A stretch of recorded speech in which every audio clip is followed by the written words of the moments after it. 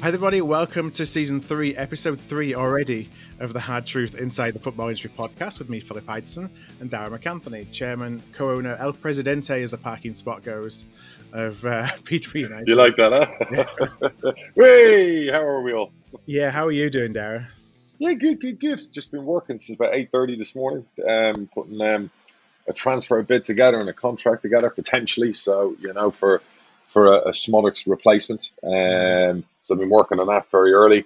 Yeah, really good. Let me ask you, how was your experience at the mighty Posh yesterday? Yeah, obviously you got the DMAC VIP treatment for the family and your parents that came. So give us the lowdown. What was it like? Yeah, we all had a really good time. You know, first of all, thanks to everyone at the club for the hospitality. Everyone looked after us. Liz looked after us, so I got to give a shout out to Liz as well. She's a star.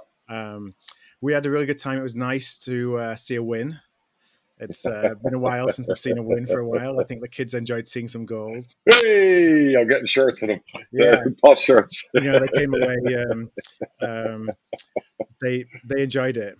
You know, I think our youngest was is a Joe Ward fan already. After that first goal. Very good. And you got to see Derek Adams closer. You know, when you're sat in the director's box, you're in the Posh seats, right? I know. Well, you know, we had to. If it wasn't for director's box etiquette, then there may have been a few words that would have made it down to him. Now, most importantly, how was the carvery?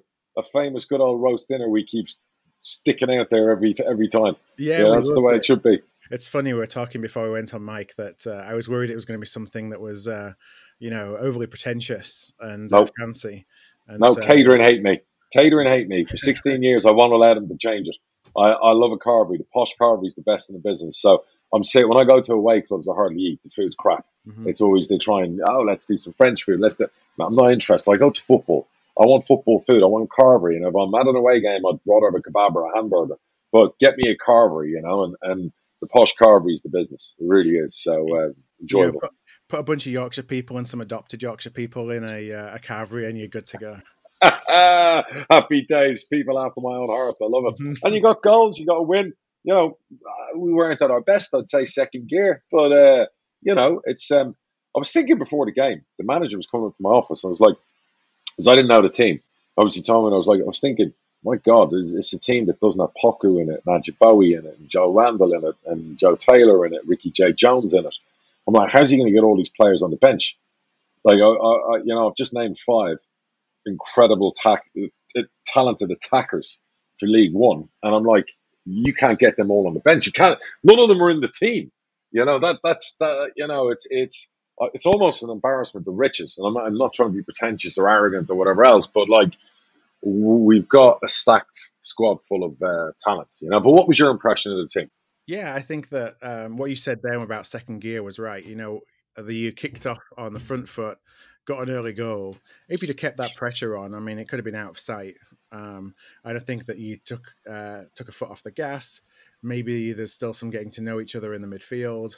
You know, it wasn't as fluid as it could have been, probably. But I never felt... I mean, it felt like if you needed to go and get a goal, you know, if they got one back, then you'd have just gone and got another goal. Yeah. It was pretty... as easy as these games will come, because there's no easy games, obviously. But it was straightforward 3-0, wasn't it? Yeah, yeah. I mean, was there anyone that you hadn't really seen properly in the flesh, and then you were looking at it and thought, right, that's a good player? Bergstrom, your keeper, made a couple of really good saves. I mean, he's a giant, and it was 1-1. I think it might have been Cole Stockton that was through on goal. And it's been a long time since I've seen a keeper be able to spread himself that wide, and he did that a couple of times. And made a couple of important stops. And you know, I'm always partial to a keeper because I grew up as a bit of a keeper. He's a good young lad. He's got ability. Yeah, I mean, you know, sometimes when you win 3-0, things like that go unnoticed. No, he's been massive in 2 games. He made critical saves last week, and his saves are coming at critical moments. We went 3-2 ahead against Cheltenham. He made a world-class save. Yesterday at 1-0, Stockton 1-on-1, massive save. So that's what a good goalkeeper does. And he's 19. He played his second game ever. I know there was a lot of eyes on us for the decision we made in the summer, but it's one of them where you're thinking, talented goalie, more games better he gets. Yeah. By chance, and if all goes to plan, we win promotion. Probably likely we get him again in the champ. there's a lot of thinking. You know, we have 3 young goalies of our own that are really good in the building, so it's just the way we wanted to work it. Yeah, and there's no way that I would have said he was 19.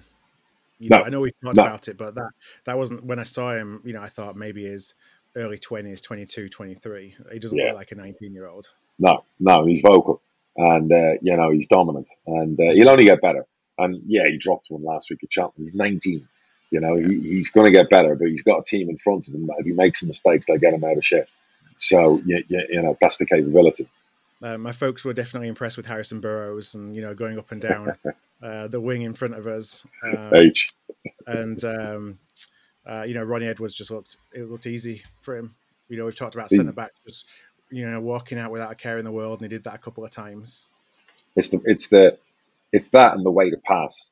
I don't think I've ever seen a centre back who passes as well. You know, like, you know, just it's just fluid, and it's you know, and he's just very kind of nonplus. You know, it almost like a stroll. But no, he's a great kid, and yeah, H is great. I mean, he got an assist yesterday, and again, you know, he'll get better.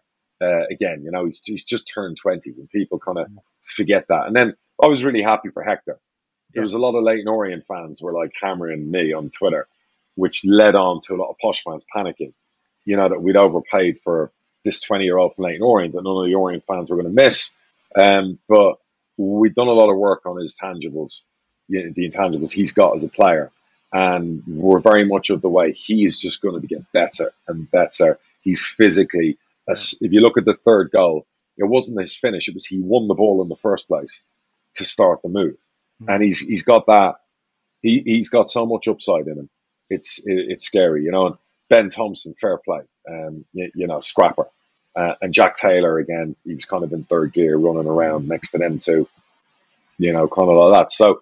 And our own Kante didn't even get in the team. That's Fuchsie, do you know what I mean? It's like he was on the bench. So it's like, you know, it's good. I mean, you made what, 5 subs, I think. A couple of them that stood out were that is 27 Taylor, the striker. Joe Taylor. Joe Taylor, yeah, he came on, and you know, he's full of running. He's going to be sensational. He's 19. He is. People are going on about strikers. He's going to be sensational. The kid's come back. He's in the best shape of his life. He's his first time he's had a professional pre-season. He's a goal scorer, but he runs all day long. He will just. He's a bit like Craig McCall-Smith. He's a little bit Marriott. You know, he's got the ability to. Again, another young one that take our time. He's going to be special. You know what I mean? He's just. And by the way, he beat Ricky J. Jones in a race at the training ground a week ago. So it's 2 of them running around just over 10 seconds in the 100 meters. It's mad. With Ajiboye, if I pronounce that right, you know, going down the wing past him, he was, you know, pretty tidy when he came on as well. David's great. And when I spoke to his agent at the Hull game, that was his best cameo. He's never done double sessions. It's going to take a couple of months to adjust. So you know, some players, like Poku last year, you know, and the mad thing about all of this, our best player in pre-season was Poku. No Poku, no party. And, you know, he hasn't been available for the 2 games. So we're looking forward to him coming back next week because, again, super talented. So what was your take on it? Yeah, you know, we're not anywhere near what I would class when I keep saying the greatest show on turf. You know, I think we've got more gears to go up. I like the fact last week we come from behind. I like the fact yesterday we went out and did the business at home, you know, comfortably. Yes, Morecambe had a couple of good moments, but every team in League One's going to have good moments, and it's how you deal with the good moments. You know, there were good performances yesterday, and Thompson's come back from injury. Nathan Thompson's, he's back in the squad. You know, there's lots of positives. You know, Ricky couldn't get on the bench. You know, I'm sure he'll be back this week. You know, the players are fitter. You know, they're stronger. The camaraderie is good. The teamwork is good. John O's leading the line as captain. You know, him and Jack, whilst probably not at their best, yes, they were still very good and very difficult to deal with. You know, they're championship strikers. And then the real thing is the goalkeeper. He's been a massive plus. And so, look, big test coming up. And I keep saying to everyone, I couldn't give a shit. Somebody I was like, listen, ask me again in March and April. So that's really when it matters. Right now, it doesn't really matter. Do you know what I mean? Yes, it matters, but it's not the end of the world for me. If we'd had a stinker yesterday, Morecambe nicked the point. Okay, I'm not going to be here this morning on my couch pulling my hair out like I have been in the past sometimes. You know what I mean? It's kind of like, but we also know our home form. I think we've only lost 4 home games in League One in the last 5 years. Our home form is written, and the pitch looks good. You know, there was a lot of safe standing was introduced yesterday. That was a new thing. There's a lot of things happening. And I still have a bit of work to do in the window. There's a lot of stuff I've got to get right. But so far, yeah, we are stacked, you know, and I don't want to make people envious and I don't want to brag, but we are stacked with a lot of talent. Yeah, there's a lot of depth, you know, for when inevitable injuries do come along. Correct. And that's key. And I would comfortably say that if there was a different 11, we could win the game yesterday. Yeah. You know, and you know, when I look at some of the players that are coming on and, you know, whatever else, yes, it's a good squad. So, you know, everyone's getting carried away by going, well, some people are on the top of the table. List that, well, give a fuck about the table. I couldn't care about other results. You look around League One yesterday again, it's a difficult league. It's a difficult league. You know, it's I'm looking at some of the results. It's just a tough league. You know, full of big teams. And Ipswich went to Forest Green, and looking at the highlights, they were lucky to have kept that 2-1. They were 2-0 up, and Forest Green looked like they were, you know, pushing it. It's just any team you play. Somebody said to the manager yesterday, "Oh, you're expected to beat Morecambe and Cheltenham." Really? Because you have an arrogant attitude like that, and you're going to like lose points to those teams. Yeah. And I think you guys found out yesterday. You go to unfancy teams, and you're not on it. You're going to get bitten in the arse. And we got a big week. We got Plymouth in the Cup. We got Plymouth in the league. Sheffield Wednesday. And I say a big week because of the travelling, not a big week that we have to win all the games. You know, the season's not going to be decided on those games. But again, the squad are going. I've paid for them to go and stay in Plymouth for like 4 days. A mini camp. They've got a training ground. They've got facilities. So great little chance to bond, a bit of camaraderie. I think he's got 24 players travelling down there. So yeah, really good. And then our 23s are playing on Monday, and you know we've got some good players in there as well, youngsters. You know what I mean? So yeah, all good. So he needs to win on Tuesday to pay for it then, or Wednesday, whenever you. To be fair, I said to him yesterday, you know, with our deficit this season, we could do the cup run. You don't want me to sell too many of your players to plug the gap, you know, in his face. So I'm like, you know, I get you're going to make changes, but we could do the cup run, and the League Cup's not been kind to us. So, you know, to pull a Bradford and get to the semis and final and all that money, hey, help us wipe out those many millions in deficits we have as relegated to League One does to you. So, yeah, it's interesting. So that's Posh. Should we move on to Bradford, or do you still want to talk about Posh? Yeah, you know, I want to talk something about the day yesterday, because I'd love, sure. You know, I saw a little bit behind the scenes, of course, but I'd love from your perspective as an owner, like, what's match day like? What does it like as you're going? What's the morning getting ready? Like, I'd love to know. I'll run you through match day. Yeah, I'll run you through yesterday. So I got up 8:30 yesterday morning here in Surrey. Shower, change, go to my office in my house, and then do about an hour and a half work. Emails, businesses in America, family stuff, Then Rob, my driver, comes to the house about 10 yesterday and picks me up, go grab a coffee. We get down there. I've already got everyone organised, have my office air conditioning on, and have the BT Liverpool game on for when I get there. So I arrive at about 12:15, and one's a bit shitty. Get there, okay, 2 hours. Start watching the Liverpool game, you know, kind of as a Liverpool fan. And then obviously then people start coming through the door. So I think it was the first through the door yesterday was, I'm trying to remember, the chief executive had gone on his holiday. God bless him, he needed a holiday, or the stand-in chief executive. Who came in first? Oh, Phil Adlam comes in. Quick chat with him. Talking press, media, then after that, Kieran Scarr from head of the academy comes in. We have a catch up. Then I see Bobby from who runs the ladies stuff and also, you know, does foundation work for the football club. So we have a quick catch up. Then Baz, you can hear him coming a mile away, pops in. Bobby, who looks after the boardroom, is looking after me with bottled water because I'm on my dieting and stuff. Then Rob, my driver, getting me some carvery food. I don't tend to eat a lot on match days, but he'll stick it in front of me, so I'm eating. Then the manager pops up. The manager will spend about 25 minutes with me. We're watching the game. A couple of agents then of players will occasionally pop in, particularly if there's contracts to be talked about, if there's this to be talked about, so they'll come in and chat. Who else? It's called Bob Sims, my ex-CEO, pops in. You know, he'll have 5 minutes. You know, we'll have a catch-up and talk shop and talk life. And by then, you know, the game's over. It's about 2:30, the Liverpool game. I'll have missed most of it because all these fucking assholes sitting next to me that like fucking distracted me while I'm trying to watch the mighty Reds. So I'm losing my shit watching that game. Right. And, you Just know, concentrate on them, but really watching the game. yeah, well, I'm trying to talk, you know. Barry's in and out. And sometimes he'll eat his food with me or he'll go back out and eat. Sometimes there's these people who want to speak to me, you know, but I don't know. And obviously then at about 2:45, I'll stick on. Well, I go back on Twitter, check the team bits and pieces, what's going on Twitter. Drain the stallion a couple of times, and then at about 2:54, usually walk out to the box and take my seat. So I'm not that socializing guy who runs around yapping with everyone outside. Right. I'm kind of in my own little area, you know, where everyone knows where they can find me, and they come in and gravitate usually to want something from me. You know what I mean? So we go through stuff, and that's match day, and then I sit down. Obviously, Baz is next to me. You've seen. I probably moan like fuck. You know, I'll be going to my left. Was he done that, Baz? Yeah, fuck's sake, Baz. What's that all about? You know, and Barry's half deaf, by the way, so I don't think he hears most of the stuff in that right ear.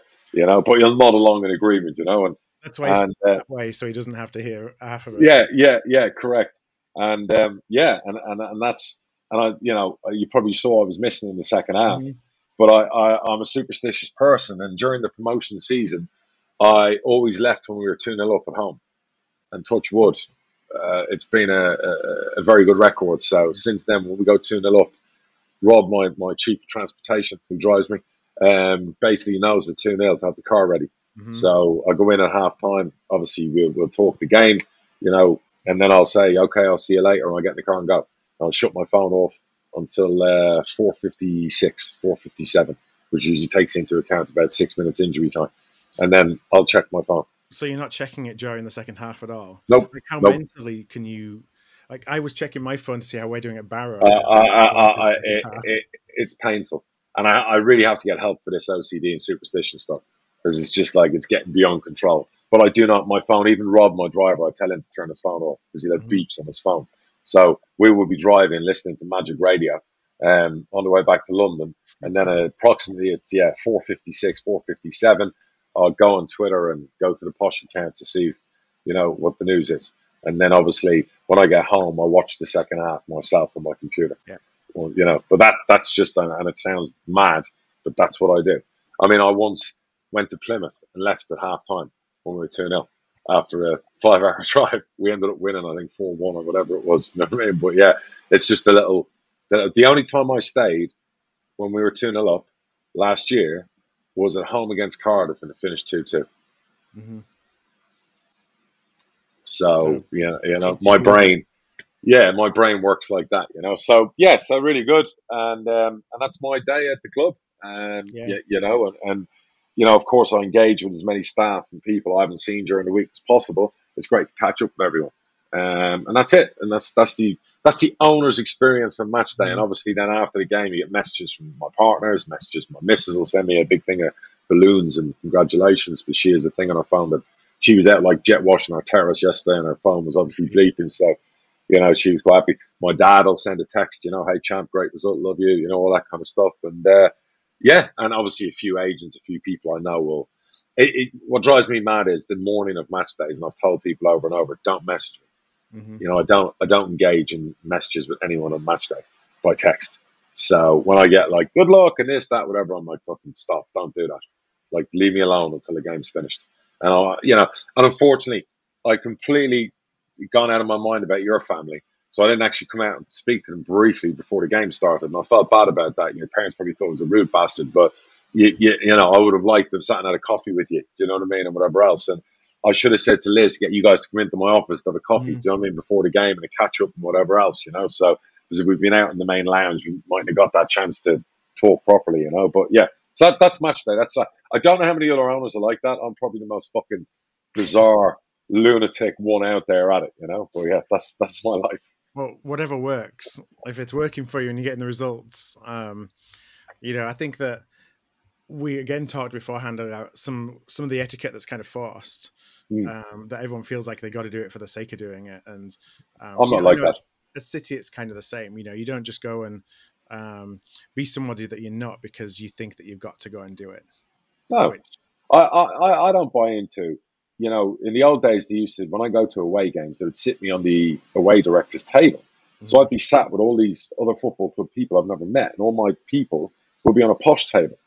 So I made it a point to say to, like, you know, Liz, whoever was doing all the stuff with away, don't put me on a table with people I don't know on my own for like 2 hours. I'm already the worst anti-socialite you'll ever meet in a football game. Now I'm going to come across as really aloof and rude. Yeah. At least put me with my people, you know, who know what I'm like, and to leave me alone while I'm sat there. Yeah. Yeah, exactly. Everyone knows me by now. You see, you know, and I'm a friendly guy, so I don't want to be put, you know, where I have to make small talk, and I'm fucking worried about a game, or I'm stressing about a football game. And, you know, away games at half time, I'll tend to go outside and just smoke.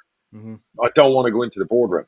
You know what I mean? And it's like, I don't know why it is. I just don't want to engage in conversation. I guess my mind is, it's almost like I'm playing. My mind is just so focused on the game, you know, what I'm seeing with my eyes, and what I'm seeing here, and what I'm seeing there. And yeah, it's nonstop. And then my ritual when I get home usually is I get home about 2.5 hours later. You know, I'll stick the old tracksuit bottoms on, get comfortable. I'll do about an hour and a half of work again, because I usually have about 50 emails to answer. I'll ring the missus, have a catch up with her and the kids. Then I'll sit myself down and get ready for, you know, the EFL show that's on ITV now. And then match of the day. I might play a bit of Football Manager in between for an hour to kill a bit of time mentally, because it's great. I either do Lego or that. My big thing at the moment for mental stress away from everything else is to either do a bit of Lego. I've just built like the Discovery Range Rover, and I built the Titanic, which is magnificent. You've done the Titanic, have you? I've done the Titanic. It's a show about Lego. Hey, it's as long as my dick. It goes on forever, and it's across my dining room table. You know, I hope you got somewhere to put it, because it's not. We've got now, like, I call it the Lego Museum. My missus has gone mad. We have a dining room that is a closed off area in our house that we use at Christmas, and it's got like Callum beat the Colosseum and the big wheel. I've just put in the Titanic, the Range Rover. I've just ordered a new Ferrari one today. But for the last 3 weeks, while I've been doing deals and stuff, every day at like 4 till 5:30 for 90 minutes, I've done a bit of Lego. Yeah. And I've shut my phone down for just 90 minutes just to mentally disappear. So it's really good. So, and that's my Saturday night, you know, of when Posh have done well. If they haven't done well Saturday night, I don't tend to watch the football shows. I'm not in the mood. I'm just not in the mood, you know. So, you know yourself. It's just about that one. Yeah, correct. So listen, that's enough about Posh. Yeah, we're gonna make you two lovely boys Posh fans. I had Jean obviously message me this morning that she met you yesterday, Jean Venters, and saying that, like, your youngest one obviously, you know, was lively and very enthusiastic about the game. And yeah, she was like, we got to make those kids Posh fans. So you're going to get me the sizes, you're going to get me names. I'm going to get Liz to send you full kit and everything else, and you know, to indoctrinate them in the Posh way. Very important, you know. You know, the oldest was heartily booing the referee through some of the strange decisions that were made throughout the game. So, this guy was relegated last week from a decision in the Championship, and everyone saw the mistake he made. And what I don't understand, I understand when a ref is kind of demoted for one game, they don't want to make another mistake. But what I don't understand is, surely you go with your instinct, and his instinct in the first place was to give the penalty. Yeah. So if that's your instinct, because I know from watching what was going on, he then talked to the linesman to say, was it offside? And then the linesman. So if your instinct's the penalty, go with your instinct. You can't be, if your instinct's over and over wrong, you're not a good referee. But most of the time, you go with your instinct, what you're trained to do, you make the right decisions. So just go with your instinct. So for the life of me, why he did that. And it didn't hurt us or affect us. But you know what? If that's an important game, yeah, you know, and that's a changer. That's for the managers say they lose jobs, you know, whatever else. So they've got to get that right. You know, League One, League Two, Champ. You know, this is a profession, one of the biggest leagues in the world. They've got to get it right. But at the same time, he's human. He's got hammered last week. He's been hammered this week. You know, my personally give him a week off. Mm-hmm. Let him analyse games and stuff. Go and do a bit of assessing, and then come back, because he's a good referee, I think. So, but don't keep throwing him back into the fire. You know, they should have, instead of this, send them to another league the next week. My thing is, give them a week to go out and assess. Let them go assess other games, just to get a breather from the mental pressure, and then go back to refereeing. And if they're good enough for the champ, and that's why you put them there, have the courage of your convictions to, don't demote them, keep them in the champ, and have a 3-mistake system. If they make 3 mistakes, then you demote them. But this, you know, mistake, you're going down to League One. That's wrong. That's just my opinion. Yeah, it makes people scared of making a mistake, and then Correct. and then You can't, Phil. didn't go Can't work like that. Yeah, yeah. You can't operate in an environment in a world where you make a mistake and then you're under pressure, worrying about making. One of my favorite sayings in life is never make the same mistake twice. But unfortunately, lots of humans do, and that's just life. That's the way it is. But it has to be a learning process. But if you keep getting hit with a stick for every mistake, where are they sending them next week? The non-league. I mean, stop. Give the guy a break for a week. I expect he'll probably contact Grant this week and apologise for the mistake. And then you move on, and I hope he doesn't make it again. That's it. It's the way it goes. Yeah, so you were asking about City and talking about not wanting to watch. We're recording this on Sunday because I'm traveling on Monday when we usually record. I'm still a little bit raw from. I haven't gone back and watched the goals. I know that I watched it all. It was a mess on social media, and I'm like, okay, I'm staying off social media last night because, I think people are. My opinion was second week of the season. Let's just go to the next one. Move on to the next one. So a couple of things you got to look at. Barrow went and beat Stockport last week, who were the bookies' favourite to win League Two. Yeah. So straight off the bat, you've no divine right to go to Barrow and win. Mm-hmm. Okay. You got a new manager. He's got new players. Okay. The one thing I'm going to give them in credit is they fought to get an equaliser, which should have been the last kick of the game, right? Cook equalised. Yeah. If you watch the highlights, wasn't an easy day at the office. You're thinking, right. But as some weird things can happen in football, and there was a few of them yesterday with late goals. Stevenage did it in injury time twice. Doncaster did it twice. And obviously then Barrow have gone and done what they did. And that manager at Barrow, I said it last week, didn't I, whatever else, fucking did great things at Halifax. And now he's doing great. Now, whether Barrow can go the distance, I don't know. I don't know enough about them. And looking at the ground and looking at whatever else, it doesn't look like an easy bloody place to go to. And I was trying to say last week against Cheltenham, which would be a graveyard for some teams like losing, big teams. I would imagine there's going to be a few scalps at Barrow this season, right? So it was the result didn't shock me. I think any negative reaction needs to be on pause. And I think you as a fan base collectively have to go 10 games. Let's wait 10 games. Can't get the 10, try and get the 5. Let's wait 5 or 10 games before we start coming out with the, here we go again. Oh, it's another this. Oh, manager.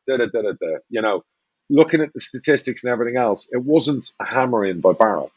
You scored 2 goals away from home. Anytime you score 2 goals away from home, that's a positive thing, and you should be taking points. So there's obviously stuff to clean up, right? Yeah.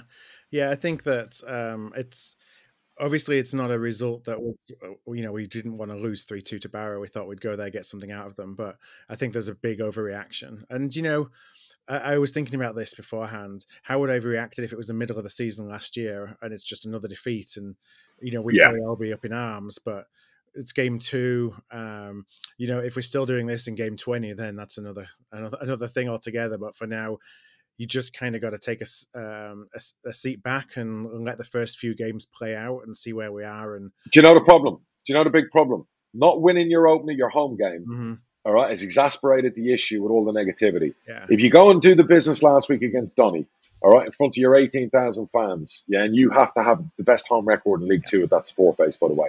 So if you go and get your 3 points against Donny, you can live with a bit of a freakish late winner right after you've equalised in the 95th minute.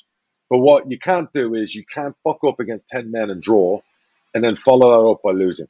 Yeah. All right, that is the problem and that is the issue. But look, you're close to the club. I'm sure they were all frustrated and irritated, whatever else. And I'm sure fans like yourself will, yes, you're looking at it going, oh, here we go.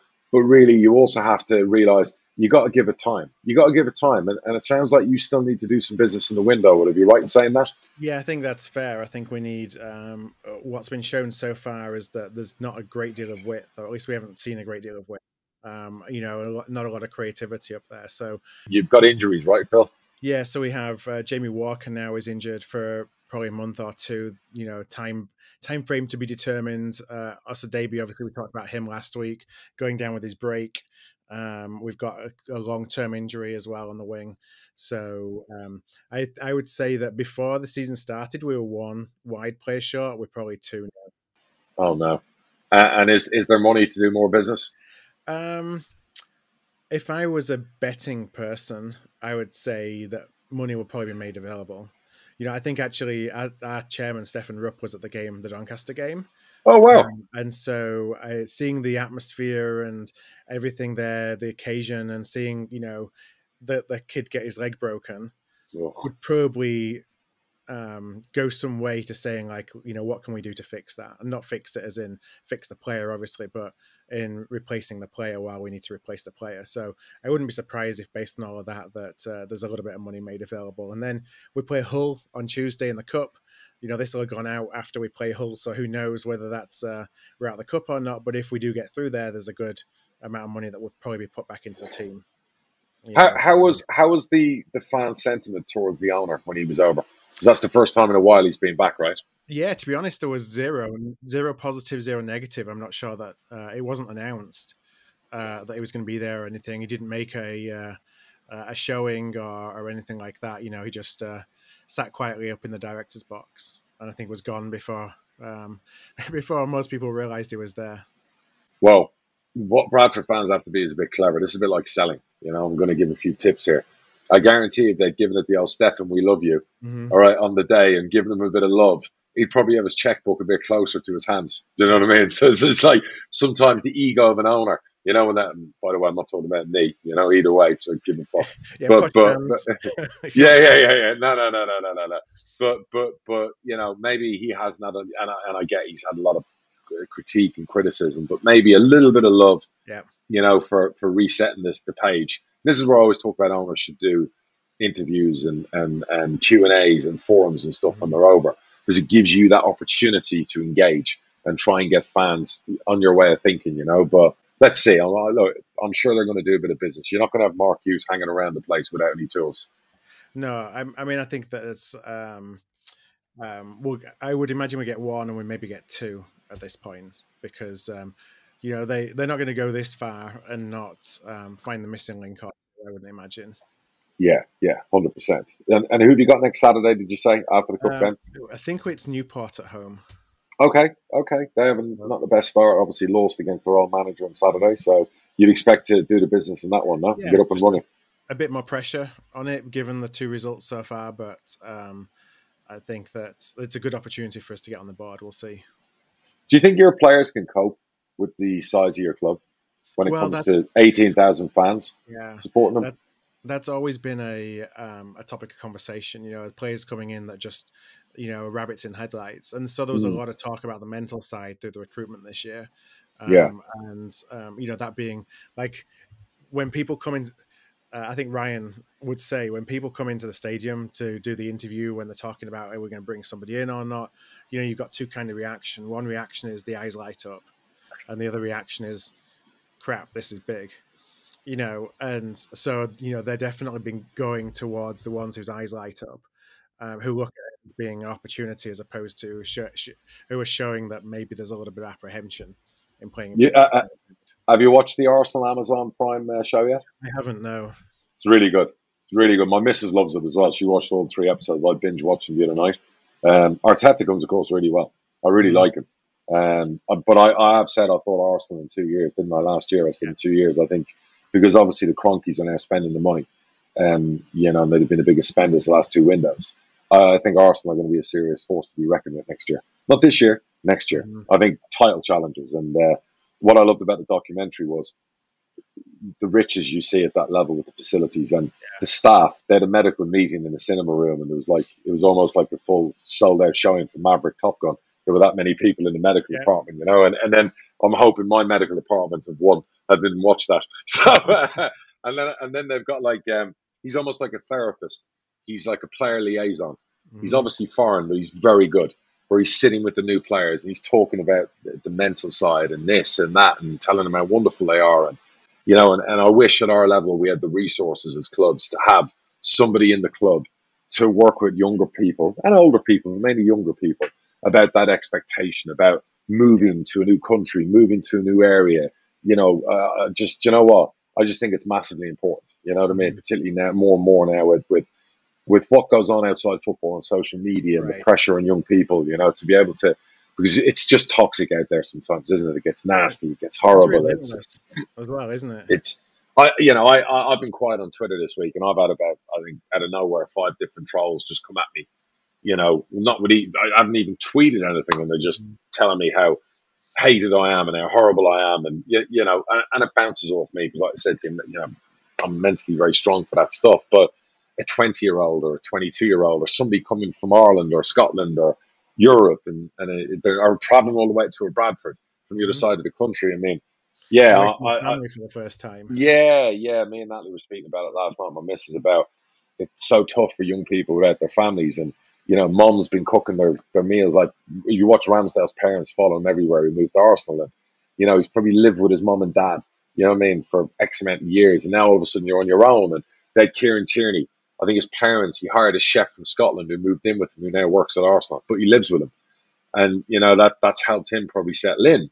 And he talked about struggling on the mental side of things, and you're on your own. So it's a side of the game we don't do enough talking about. But it's really, for anyone who hasn't seen it, they got to watch it. It's very good. I like Arteta is very good. It comes across very, very good. I have to put that on my watching list. So there's been 3 so far, has they? 3 so far. I don't know why Amazon fuck around. I don't know why they don't do a Netflix and just release a whole lot. I would have watched it by now. So let's talk my beloved Liverpool and shitting the bed yesterday. Yeah. I mean, you got away with one in the end, didn't you? I love Jurgen. I said last year he was the difference maker, and I think yesterday he was the difference maker in us not winning. If I get my manager an £80 million striker as a gift, and he starts the game and plays the busted flush known as Bobby Firmino, with all due respect, Bobby Firmino couldn't hit a barn door, and he hasn't hit double digits for like 3 seasons. If he's your number 9 after you've spent 80 million, and I get it, he wants to settle the boy, Darwin Núñez into the club. Forget that. He came on in the second half and he was on the pitch for 30 minutes. He scored 1, he assisted 1, he should have had 2 other goals. We would have won the game from the start. Forget how crap our midfield was. We would have won the game if Núñez had been on instead of Firmino. Sell Firmino to Juventus, with all due respect, he's been a legend. He's 30 now. He's done. Nobody in the Premier League would have him in the top 6 in their first 11. The bigger concern is we weren't at the races. That you can live with, its first game. But the real concern is the midfield 3. I'm a massive Henderson fan, but you're worrying about age.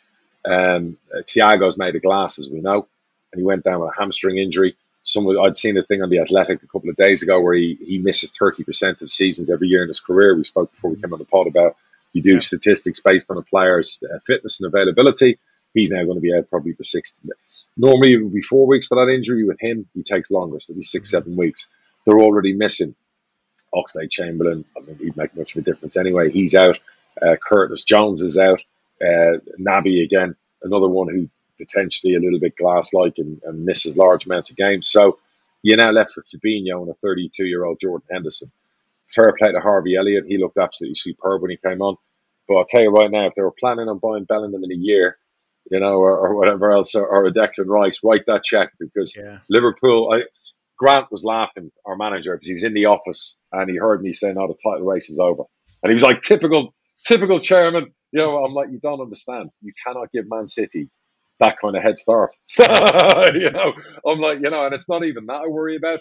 I just can't see now with that midfield, and the injuries and stuff like that, how we can mount a title challenge. But like I said last year, if anyone could do it, Jurgen can. And I'm sure he was screaming and ranting and raving at them at half time. He didn't look like a happy man. Fulham, give them credit, they were excellent. They played to Mitrovic's strengths. There's a lot of things about Liverpool I worry about. But again, the front 3 I don't worry about. If they play, if they start the next game with the ones they've finished early, with Diaz, Núñez and Salah, not a problem. But it's that centre of the park you're very concerned about. And then that's Liverpool and Fulham. Everyone's dark horse is Spurs. There's a lot to like about them. There's a lot to be impressed about. Delighted Bournemouth won. I've got a few shillings on them staying in the Premier League with a Dembele deal.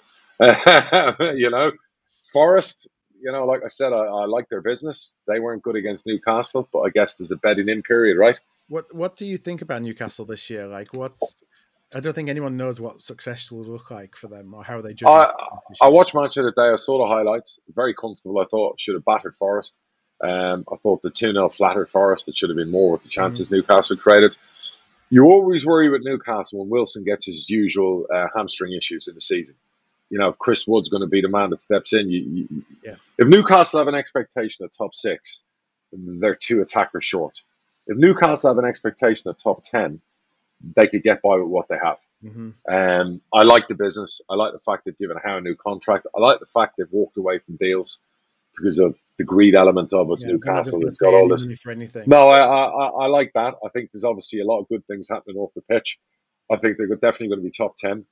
If they want to have a flash of top 6, they're probably going to need to spend, I don't know, a 50 million on a Tony type signing. To really, because with all due respect to Chris Wood, he's not going to score 15 goals for Newcastle. A 50 million on an Ivan Toney, and of course I'm saying this because of sell-ons, but I'm just using that as an example. Yeah. That kind of striker, he's getting 15 to 25 goals with the player. Listen, there's some very good players in that Newcastle team. So, and Eddie Howe, he knows what he's doing. He's a very underrated manager, in my opinion. And let's see what else we had. So Everton, Villa didn't look good, by the way. Well, that's definitely the result of the day, isn't it? Bournemouth beating them. Yeah. Villa didn't look good. I know Scott Parker's been moaning about lack of players at Bournemouth. He's probably right. They haven't really done much business, but they got a great win. Villa did not look good. There's already grumblings there. Like I'm seeing in press, I'm seeing comments on Twitter. I think Stevie Genie needs a bit of time there. But with the embarrassment of riches they have and attacking money they've spent, Coutinho wasn't good. Everton, I watched that game. Chelsea. Yeah, I don't know why Chelsea are in a hurry to spend, another 100 million on another central defender. If anywhere, they need to spend money on strikers because they already have a phenomenal defence. They have a phenomenal midfield. What they don't have is, and they haven't had it for a long time, is that 20-goal-a-season striker, which is amazing, really. And they've got everything else, and they're going to be definitely a danger. But I actually think Spurs could be more dangerous than them because Spurs' front three are as good as anyone's front three in the Premier League. Spurs usually start like that and fall off, don't they? No, they don't start and fall off with Conte because they haven't had Conte that long. And Conte, whilst he only gets usually 2 years and then moves on, he's really only 6 months, 7 months into the gig. So I don't see them falling off. If Spurs have a good start, expect them to be up there right to the end because Conte's relentless. And talking about Chelsea, they just signed that Cucurella from Brighton for 53 plus 10, something like that was the price tag. Tony Bloom and Brighton, genius what they do there. As someone said yesterday, they brought in more money in transfers the last 2.5 windows than their stadium cost to build. And couldn't happen to a nicer guy. They run such a great operation there at Brighton. And they will replace. I was reading a great story on The Athletic about his Belgian club that ran close to winning the title last year.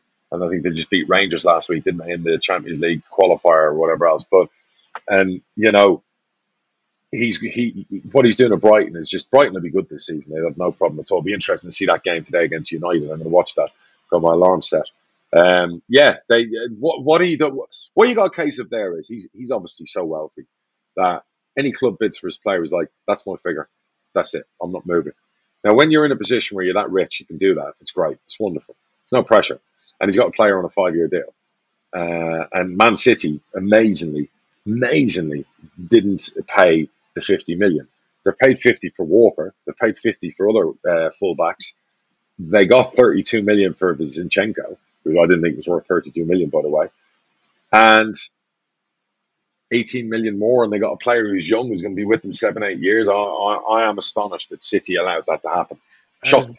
I was reading the article, I think it was this morning in The Athletic about it.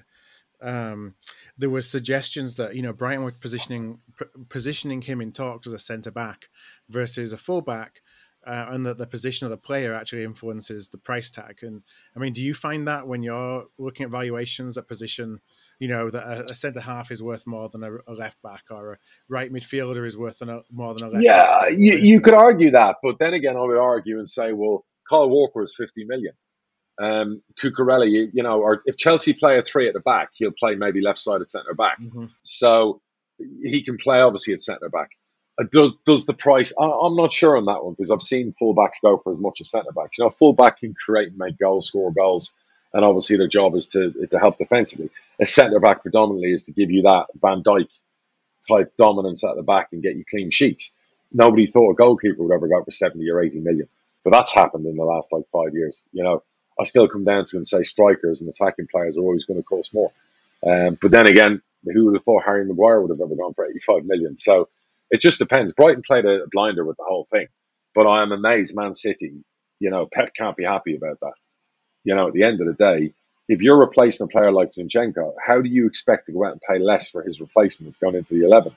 That makes no sense. So I'm not quite sure what was going on there. But Man City know what they're doing. I'm sure they'll get by fine. But some of the figures you're seeing, every day you wake up and you see, I mean, Chelsea really are having a go. I mean, fair play to the hedge fund guys. They're putting their money where their mouth is. Are they overpaying for a few deals? Probably. But you know what? They need deals to happen. Koulibaly looked very good against Everton yesterday. Some of the signings they made. They're going to be good, Chelsea. It's going to take a bit of time, but they definitely need a goal scorer. When is it okay to overpay, to knowingly overpay for a player? Is it ever okay? Yes, when you have a need. Yeah. When you have a need. You go into the last day of the window, you don't have a striker. You have to overpay by 20%, possibly, because you don't have it. So you just do it. So sometimes that's what you do. You will overpay. Years ago, I overpaid for Britt Assombalonga. Britt Assombalonga had been out on loan at Southend. He'd had a good season. He scored 14 goals. Wasn't a magnificent season. It didn't warrant a £1.25 million deal in the summer for a player that had never played for his parent club a competitive game. I overpaid because we'd sold Dwight Gale. And we were going into the season without a number 9. So I probably overpaid by double. Yeah. And the reason I overpaid by double is because a couple of things. One, Watford gave us 5 years to pay the money. So it was really only costing me a down payment of 200 grand. Yeah. The risk outweighed, the potential outweighed the risk. So that's when it was okay to overpay. Clubs overpay all the time. If Everton keep going and losing players with all the injuries, they're going to overpay last minute for a striker. They've got no recognised striker, so they could end up overpaying. Is that going to be because they're desperate to buy, or everybody knows their situation, and so because of their situation, they put 20% on top? Everyone will know the situation. Is Cucurella worth 52 million? No. So Chelsea overpaid, and Brighton oversold because they knew that Man City wanted the player. They knew Chelsea were desperate to get signings in defensively. And when that's public knowledge, when you're late in a window doing business, the best time to do business is in June. Yeah. The worst time to do business is in August. And then July is the happy medium. So when you're chasing your tail and chasing your arse in August, you're overpaying. Chilwell is the left back at Chelsea. Terrific young England player, Ben Chilwell. You won't be beating yourself up over that now for the next. There you go.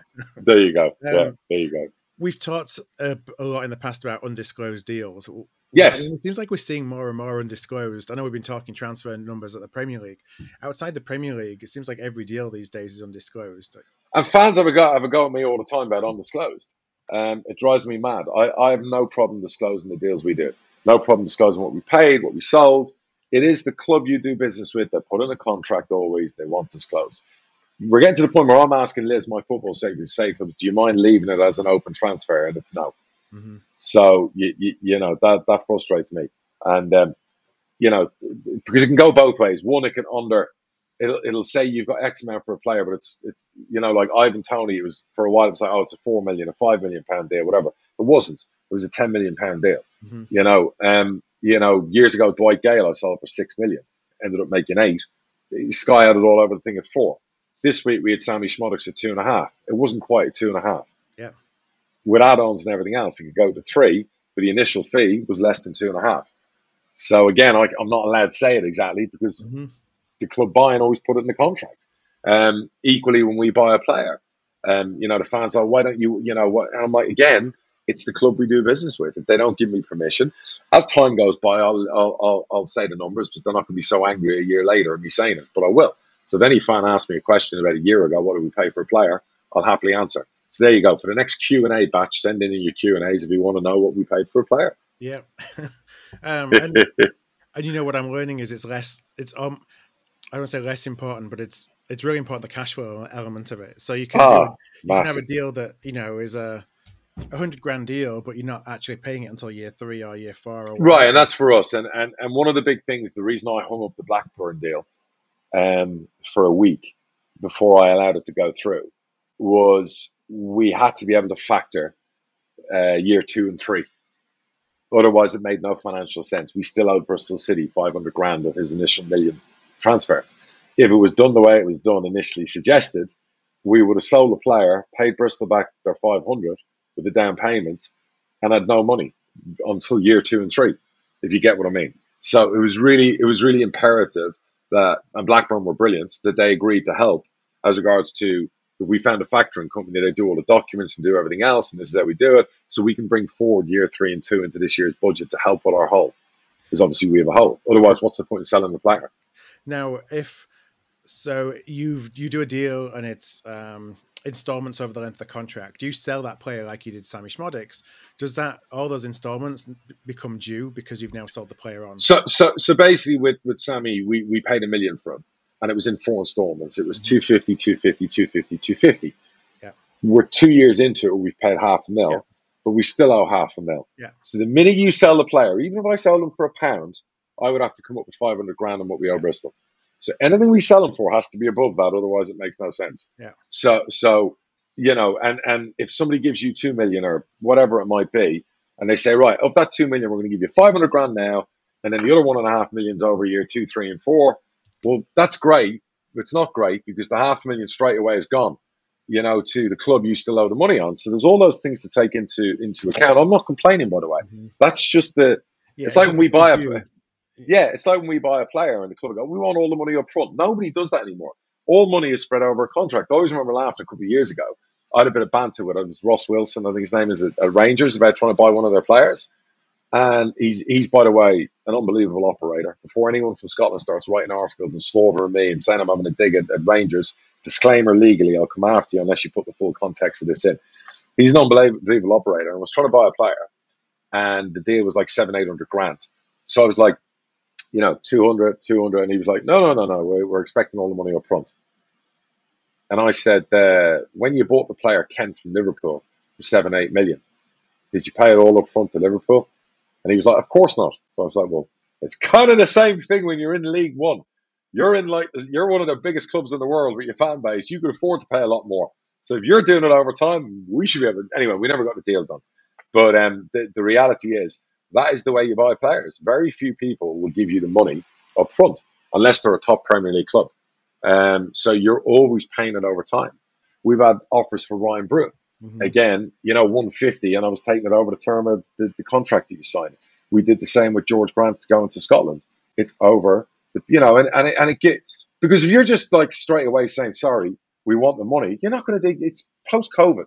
Nobody has cash right now. So you always have to rob Peter to pay Paul to do deals. You know, I bought the Orient boy. Again, at the start, it took a while because Orient Martin Ling wanted all the money. And I was like, it's never going to happen. So in the end, we come to a compromise. I get everyone has a job to do. They want money up front. We all try. You can't get it done. And Blackburn were very honest and whatever else. And I obviously was saying, well, we can try and hang on a bit longer because if they sell Barrett and Diaz for 15, 20 million, yeah, but that wasn't the case. And the player wanted to go. So you try and do as best you can. That's just a little bit of insight. Or we'll maybe do an episode maybe in September when the window's closed. People can ask questions about certain deals in football and even deals I've done, and we can do a whole episode dissecting. You know, like people don't realise there's a levy when you buy a player. If we spend £1 million on a player, like say Schmodix we bought from Bristol City, we have to pay 5% to the EFL. There's a levy. So the deal's £1,050,000. It's not $1 million. Then we have to pay VAT. All the VAT's paid up front. It's not over the time of the contract. So say VAT's 20%. So I'm giving Bristol City £1 million fee. I'm only paying them 250. But straight away I have to go 250 plus 50 levy plus 200 grand VAT. So I have to stump up 500 grand straight away. You don't get to pay the VAT over time. Another interesting part of the whole thing when I said about when you sell then a player and you still owe money and you have to pay it straight away, it's not the same in Scotland. We were owed money on Chris Forrester on a deal. They were paying it over 3 seasons. He got sold in the second season. I thought, great, we're going to get all the, you know, the 100 grand up front. And we found out the rules in Scotland are different. We're still getting paid as per the contract, even though we'd gone to a third club. Interesting. I think the rules would be pretty consistent by... You kind of would. You kind of would. So anyway, so that was that. Well, the last thing I want to talk about today, I've got a few other things I'm going to hold those off for next week. Okay. Because it's kind of on the same topic, and it's Barcelona. And we touched on it a little bit, I think, last week, but I think I read that, well, actually in La Liga generally, there's some just ridiculous amount of percentage of transfers that have happened over the summer where the players can't get registered because of financial fair play. I mean, what's your position on these players who are basically saying, you've got a contract, you don't want to honour your contract with me, and now you're bringing in more players and you can't register them? Well, one, I want to know that if they can't get registered, do they revert back to their previous club? Is a transfer cancelled? Because in England, I don't believe we can do a transfer signing without a player registration. Okay. I might be wrong on that. And we have our own salary management protocols where we won't get approval to register till we move a player out. And we were close to the wire this summer, on being able to register players because of the 60% rule. And people forget that. It's becoming more and more difficult to work around. I meant legitimately, of course. But the Barcelona thing blows my mind. I saw the Andrea, the Leeds owner. It was a great interview, and I mentioned the Athletic for some reason. It's good content. And he was saying he's waiting until the 5th of September to get his first payment. And if it's not in by then, he'd be going hell for leather legally through the courts. I'd hate to have to sue abroad.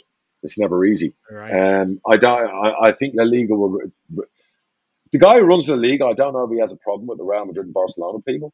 But as a product, the product is not getting any better.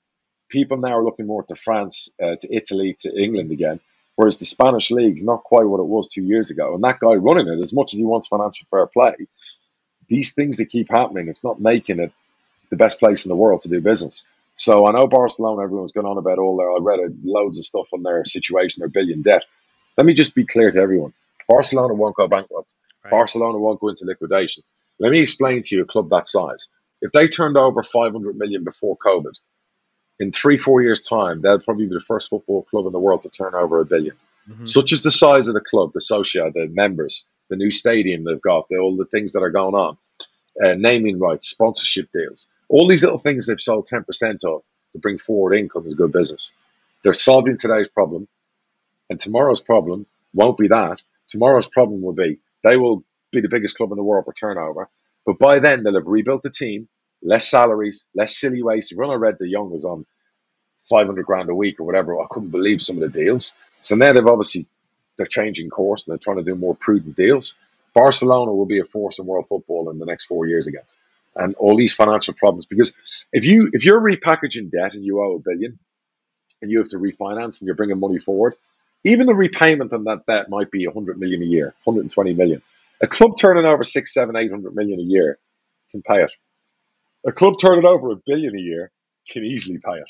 So I don't lose sleep or worry about Barcelona. No, they're too big to fail. I mean, obviously, they're too big to fail. The Correct. government will come in, or the banks will come in, or whoever they won't will fail. come in if they won't fail. Got to that point. They won't fail. But it will be fascinating to see over the chess of the next. I don't know what's it going to be the next 3 or 4 weeks.